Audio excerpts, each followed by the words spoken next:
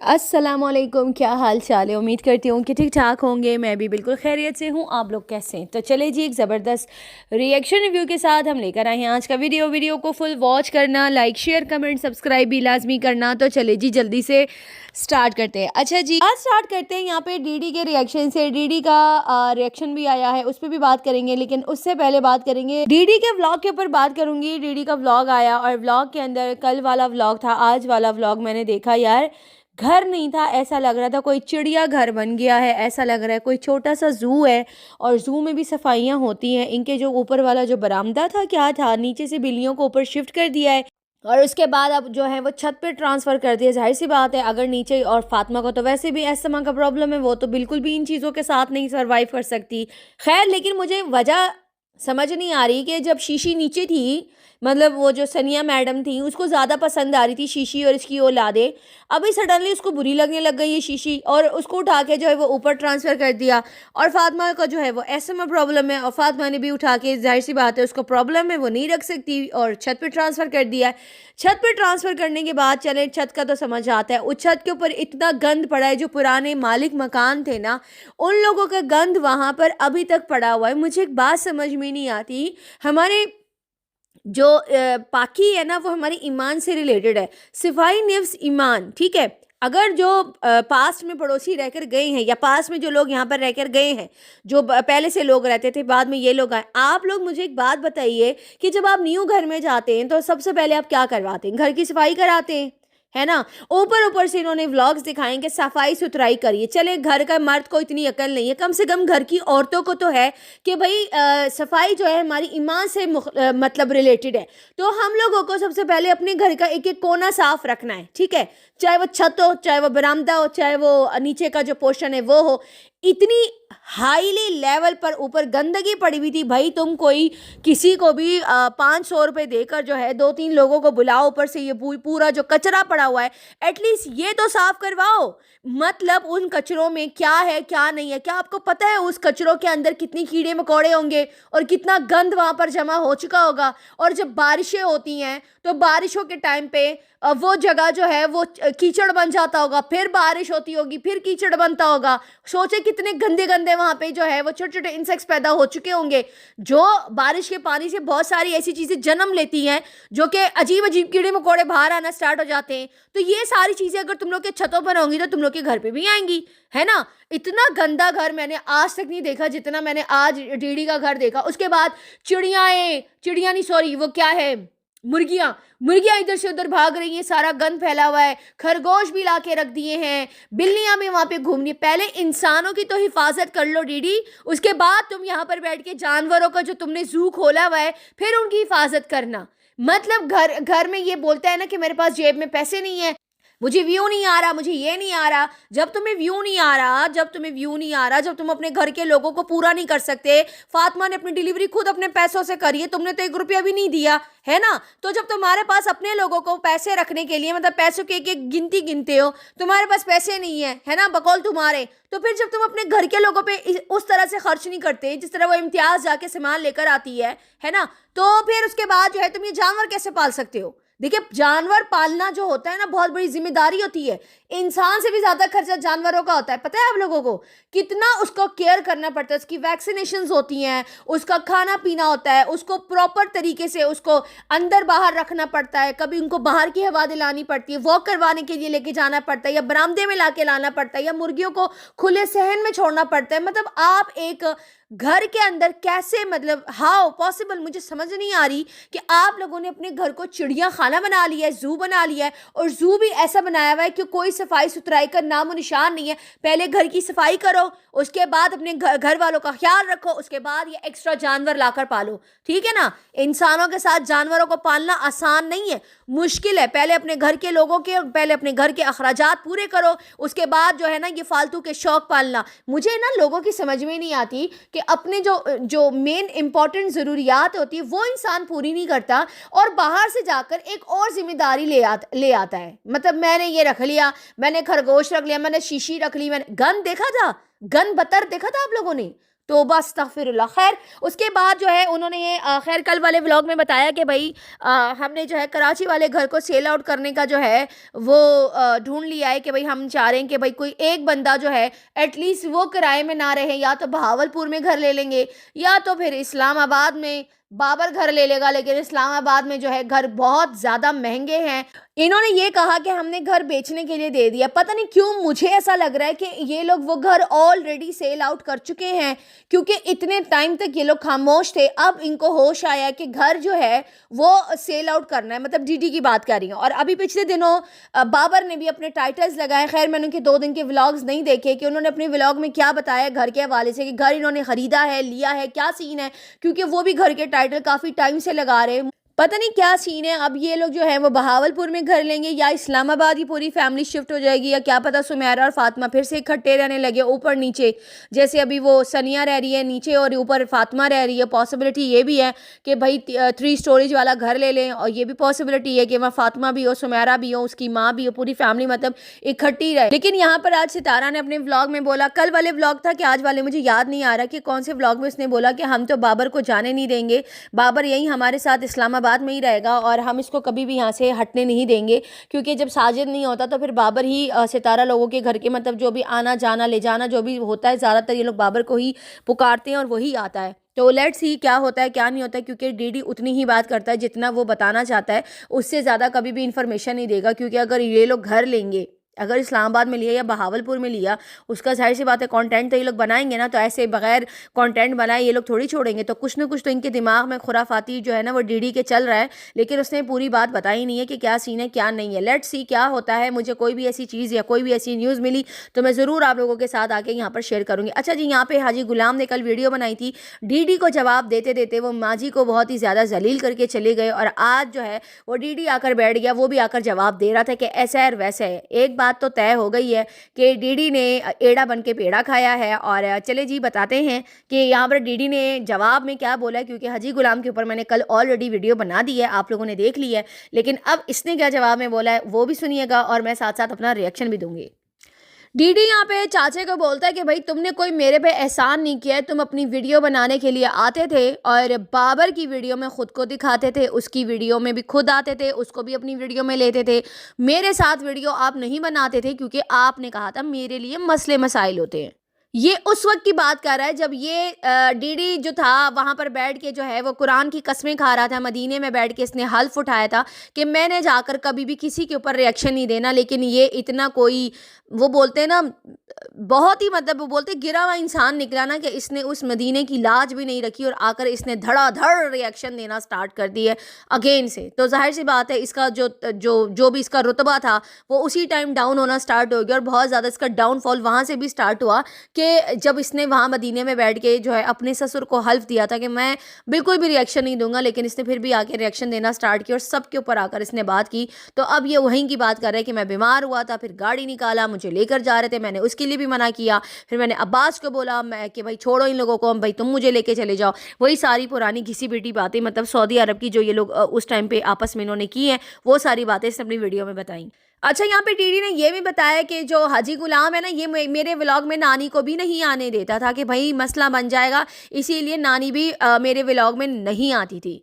अपने काम ऐसे करो ना कि हर कोई तुम्हारे व्लॉग में भी आए और तुम भी उनके व्लॉग में आओ। तुम्हारे काम ही ऐसे फूटे, इसीलिए तो तुम्हारा लॉस हुआ है। इतना जो तुम लोग आगे की तरफ तरक्की करते, तुमने पीछे की तरफ तरक्की की है, क्योंकि तुम्हारी अपनी गलतियों की वजह से। एनीवे, हाजी गुलाम को यहाँ पर बोला कि भाई आप एक लालची इंसान है, और लालच थी वीडियो की कि भाई मुझे उसके अंदर व्यूज़ आ जाए, इसीलिए आप हमसे मिलने के लिए आते थे और बाबर को दिखाते थे अपनी वीडियो में।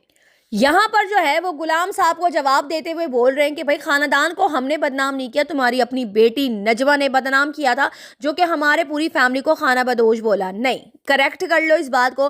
खानदान को जो बदनाम किया था वो शलवार बीबी ने किया था, जो सबके ऊपर जेड के टैग लगा रही थी, और ना शौहर की हुई, ना माँ की हुई, ना बहन की हुई, पूरे खानदान की जो पगड़ियां है ना वो उसने पूरे सोशल मीडिया पे जो है ना उछाल के रख दी। इतनी कोई घटिया औरत है वो। आई बात समझ में? ये कहते हैं कि भाई तुम्हारी बेटी ने खानदान की धज्जियां उड़ाई, वहां वो चीज तुम्हें दिखाई नहीं दी, वहां तुम खामोश होके बैठ गए। यहाँ पर ये कहता है कि खानदान को जिसने बर्बाद किया और गंदा किया है वो है आपकी बेटी नजमा, उसकी बात कर रहा था। नहीं, नजमा के साथ साथ यहाँ पर मैं तुम्हें भी ये खिताब दूंगी, ये मेडल तुम्हें भी मिलना चाहिए। तुमने भी जितना अपने ख़ानदान वालों को यहाँ बैठ के गंदा किया है ना, किसी ने भी नहीं किया। तुमने तो पीठ पीछे जाके अहमद की आईडी बना के ना सबको जाके लोगों के प्रूफ दिए हैं, फेक प्रूफ बना बना के, ठीक है, और गालियाँ भी दी हैं, तुम्हारी वॉइसेस भी बाहर आई हैं। तो जितनी नजमा गंदी है ना, तुम भी उतने ही गंदे हो, खाली वो गंदी नहीं है। हाँ, लेकिन मेन कल्प्रिट जो है ना वो शलवार बीबी है। करेक्ट कर लो। कहते हैं वहां पर हाजी गुलाम तुमने वहां पर कोई बात नहीं की और बस मेरे पर आकर बात कर रहे हो, और मेरे पर इतने इल्ज़ाम आप नहीं लगा सकते, जबकि आपकी अपनी बेटी ही ऐसी है। बिल्कुल, उसकी बेटी तो किसने कहा अच्छी है? वो तो सारी फसाद की जड़ ही वही है, सारी की सारी नजमा ही फसाद की जड़ है। और कौन है? और एक फसाद की जड़ मर्दों में तुम हो, औरतों में नजमा, और वो शलवार बीबी है। हाँ, मर्दों में तुम हो, वो अजगर हो गया, अरबी हो गया, औरतों में शलवार बीबी है, नजमा है, तुम हो, तुम्हारी बहन नागन है। इतने सारे लोग, और कितने नाम बोलूं, इतने सारे नाम मुझे अभी याद भी नहीं आ रहे। पूरे खानदान, तुम लोग पूरा खानदान ही ऐसा हो भाई। खाली वो बंदा ऐसा नहीं है, वो बुढ़ा खाली ऐसा नहीं है। यहाँ पर ये बोलता है कि बाबा ने बोला था कि दूसरी शादी तुम कर लो, क्योंकि इसने बोला था, डीडी ने बोला था बाबे को सऊदीया में कि आप जो है ना वो दूसरी शादी कर ले। मैंने भी दूसरी शादी की हुई, तो क्या हुआ, आप भी कर ले। मतलब तुम इनके साथ मिलकर बैठ के ये सारे खुराफाती गेम्स खेलते हो डीडी, इन लोगों के साथ मिलके बैठ के वीडियोस बनाते हो। पर यहाँ पर मैं वही बोलूँ कि ये एड़ा बन के पेड़ा क्यों खाता है? ये इतना दूध का धुला नहीं है। इसने जिस तरीके से ना बाबा को एक बेनिफिट ऑफ डाउट दिया है ना वीडियोस के अंदर, वो यही राज था जो कि बाबा ने इसका खोला, कि इसने मुझे बोला था कि भाई तुम जो है ना दूसरी शादी कर लो, नानी के ऊपर सौतन ले आओ। शर्म नहीं आती तुम्हें यार डीडी? और फिर बोल रहा है मेरे पास इस चीज़ का भी प्रूफ है, मेरे पास इस चीज़ का भी प्रूफ है। क्यों भौंकला गए तुम? भौकला क्यों गए? वो तो है ही घटिया इंसान, पर तुम भी कोई दूध के दुले नहीं हो। यहां पर डीडी उछलते उछलते कह रहा है कि आप इसी घर में आए थे ना, आए थे ना, इसी घर में आए थे ना, और आपने रक्शे से उतरते वक्त क्या बोला था? अच्छा, बाबा रक्शे में आया था? ओहो। और रक्शे से उतरते साथ ही यही बोला कि आपको बदले रसूल की कसम है कि मैं तुम्हारे घर पे रक्शे में आया हूं, तुम ये कभी किसी को मत बताना। और नजमा जो है वो मुझसे लड़ेगी, और आयशा भी लड़ेगी कि तुम जो हो वो बहावलपुर इसके घर क्यों गई। लेकिन तुमने तो बदले रसूल का पास ही नहीं रखा, मान ही नहीं रखा, सोशल मीडिया पर आकर तुमने बता दिया। चलो नजमा और आयशा को छोड़ो, तुमने तो बैठ के पूरी दुनिया को बता दिया। इतनी बड़ी कसम तुम्हें दी थी कि तुम्हें ये बात बाहर नहीं निकालनी, तो तुमने ये बात अभी कैसे निकाली? तुमने भी तो, अगर वो बुढ़ा घटिया इंसान है कि, तो तुम कौन से सही हो? ये तो जरा बताना। तुमने इतनी बड़ी कसम तुमने उनकी तोड़ दी, फिर तुमने ये कसम ली क्यों थी? और अगर तुम्हें ये सारी बातें बतानी थी अब आकर, तो तुम उसी टाइम बता देते। तुमने ये बात क्यों छुपाई कि मेरे घर बाबा आया था? क्यों छुपाई? जब तुम्हारे घर का एड्रेस लीक हुआ था, जब तुम्हारी नजमा और आयशा के साथ फड्डे चल रहे थे, तब तुमने आकर बोला था कि बाबा ने मेरे घर का एड्रेस लीक किया, वो आया था। उस टाइम पर भी मैंने बोला था, तुमने ये बात छुपाई क्यों? तुम्हें नहीं छुपाना चाहिए, तुम्हें व्लॉग बनाना चाहिए था। तुमने व्लॉग भी नहीं बनाया, क्योंकि तुम्हारा अपना मतलब था।